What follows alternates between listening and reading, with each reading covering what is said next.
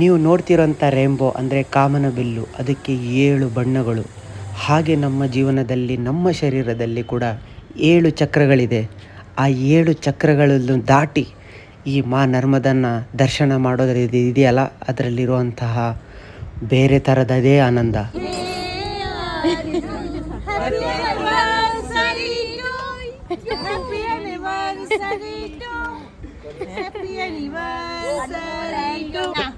मैं आपका ही ले रही हूँ।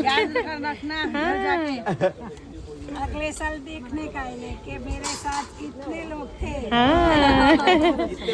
ನೋಡಿದ್ರಲ್ಲ ವೀಕ್ಷಕರೇ, ಇವರು ಅಪರಿಚಿತ ಜನಗಳು. ಇವರು ಕೂಡ ಇವ್ರ ಮನಸಾರೆ ನಮಗೆ ವೆಡ್ಡಿಂಗ್ ಆ್ಯನಿವರ್ಸರಿಯ ಸೆಲೆಬ್ರೇಷನನ್ನು ತಿಳಿಸಿದರು.